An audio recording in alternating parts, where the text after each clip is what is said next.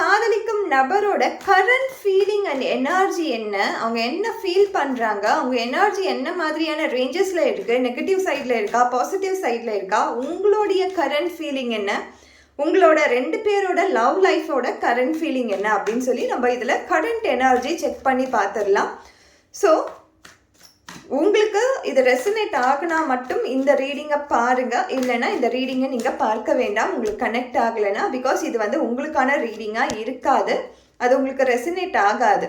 So இப்போது குவிக்காக நம்ம உங்களுக்கான யூனிவர்ஸ் கொடுக்கக்கூடிய கரண்ட் எனர்ஜி ஃபீலிங்ஸ் என்ன, யூனிவர்ஸ் சொல்லக்கூடிய விஷயம் என்ன அப்படின்னு நம்ம பார்த்துடலாம்.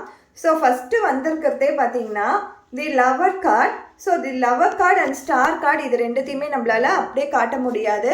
ஸோ நான் அதை மறைச்சி காட்டுறேன். ஸோ இதில் பார்த்தீங்கன்னா the lover and star card தெரியுதா உங்களுக்கு, கிங் ஆஃப் கப்ஸ்.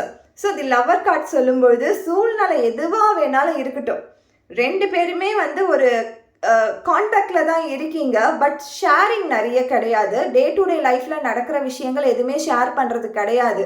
அப்படின்னாலும் உங்கள் லவ் லைஃப் இன்னுமே ரொம்ப பெட்டரான சிச்சுவேஷனில் தான் இருக்குது.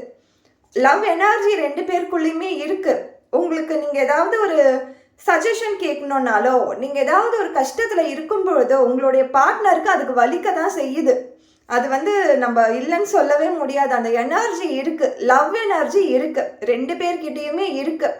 வெறுப்புகள் இருக்கலாம், மாற்று கருத்துக்கள் இருக்கலாம், பட் எல்லாம் இருந்தாலும் அந்த சைன் என்ன இருக்குது, கண்டிப்பாக அதில் வந்து ஒரு பிரைட்டான ஃப்யூச்சர் இருக்குது. பட் இப்போது உங்கள் பார்ட்னர் உங்களுக்கு ஹோல்ட் பண்ணி வச்சுருக்காங்க, எமோஷன்ஸை ஹோல்டு பண்ணி வச்சுருக்காங்க.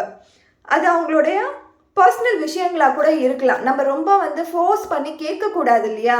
ஒரு சில தருணங்களில் கொஞ்சம் அவங்கள விடுறது, ஃப்ரீயாக விடுறது நல்லது.